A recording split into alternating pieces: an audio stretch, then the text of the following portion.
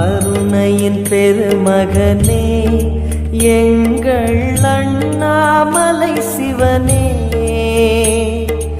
ஆடிய பாதத்தில் ஓரிடம் வேண்டும், ஆடிய பாதத்தில் ஓரிடம் வேண்டும். அருள்வாயீஸ்வரனே, அன்பே அருணாச்சல சிவனே.